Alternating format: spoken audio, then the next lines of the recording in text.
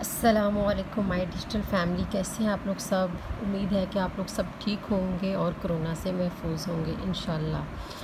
اللہم صلی علی محمد وعلی آل محمد کما صلیت علی ابراہیم وعلی آل ابراہیم انک حمید مجید۔ اللہم بارک علی محمد وعلی آل محمد کما بارکت علی ابراہیم وعلی آل ابراہیم انک حمید مجید۔ آج جمعہ مبارک ہے اور آپ سب لوگوں کو جمعہ بہت بہت مبارک ہو۔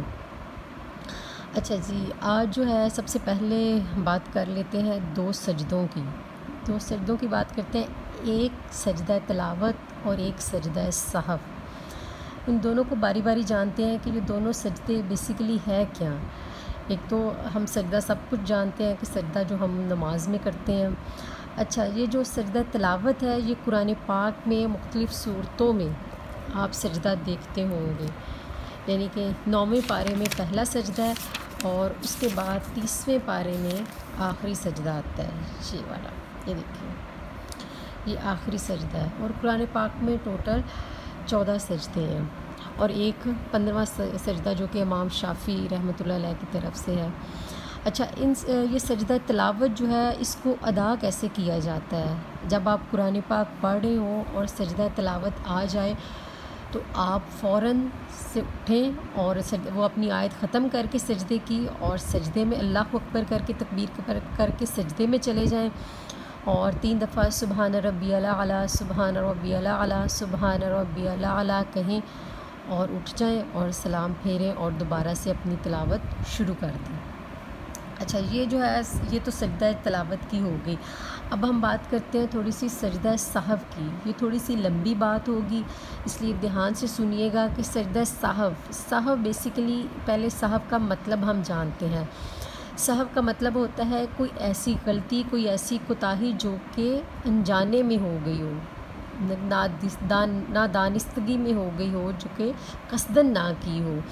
جیسے نماز پڑھتے ہوئے ہمیں کبھی کبھار شک ہو جاتا ہے کہ ہم نے یا کوئی صورت نہیں پڑھی ہے یا شاید بھول گئے ہیں، یا پھر رکعت میں ہمیں پرابلم ہو جاتی ہے، کبھی لگتا ہے کہ 4 رکعت پڑھی ہیں، کبھی لگتا ہے کہ نہیں 3 پڑھی ہیں۔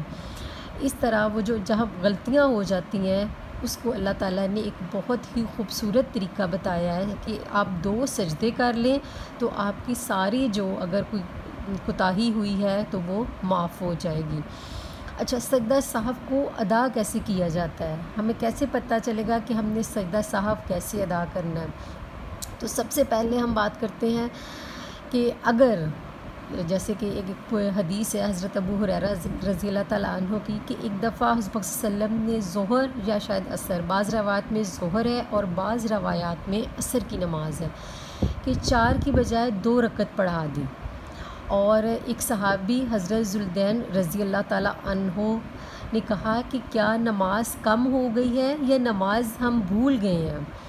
تو جب حضرت صلی اللہ علیہ وسلم نے باقی صحابہ سے بھی کہا کہ کیا ایسا ہے کہ 2 رکعت نماز پڑھی ہے، تو باقی صحابہ رضی اللہ تعالیٰ عنہ نے بھی کہا کہ جی رسول اللہ صلی اللہ علیہ وسلم ایسا ہی ہے۔ تو آپ صلی اللہ علیہ وسلم دوبارہ اٹھے اور جو 2 رکعت چھوٹ گئی تھی نماز اس کو ادا کیا اور پھر سلام پھیر لی۔ سلام پھیرنے کے بعد 2 سجدے کیے اور پھر سلام پھیر لی، مطلب وہ جو 2 سجدے ہیں وہ سجدہ سہو ادا کیے کہ غلطی ہو گئی تھی اس کو کمپلیٹ کیا۔ اور اسی طرح اگر 4 رکعت پڑھنی تھی لیکن 5 پڑھ لیا ہے تو اسی طرح اینڈ میں آپ سلام پھیرنے سے پہلے 2 سجدہ سہو کے ادا کریں اور اس کے بعد پھر سلام پھیر لیں۔ مطلب جب بھی آپ کو یاد آ جائے کہ میں نے نماز پڑھنے کے بعد بھی اگر آپ کے ذہن میں شکوک آ جائے کہ نہیں میں نے 4 پڑھنے تھے یا 3 پڑھے ہیں لیکن 4 پڑھنے تھے، یا 4 پڑھے ہیں 5 پڑھنے تھے 5 پڑھ لیے ہیں، تو جب بھی آپ کو یاد آ جائے، اگر آپ کی نماز آپ کو لگے کہ کم تھی 1 رکعت تو آپ وہ رکعت ادا کریں اور اینڈ میں سجدہ سہو ادا کریں اور سلام پھیر لیں۔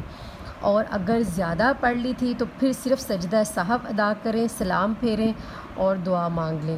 لیکن اگر بہت زیادہ دیر ہو گئی ہے، مطلب ایک نماز کی آپ کو اس طرح شکوک و شبہ تھا لیکن دوسری نماز آ گئی ہے، تو پھر آپ مطلب تھوڑا زیادہ ٹائم گزر گیا تو پھر آپ کو وہ نماز لوٹانی پڑے گی، مطلب نماز کو دوبارہ ادا کرنا پڑے گا۔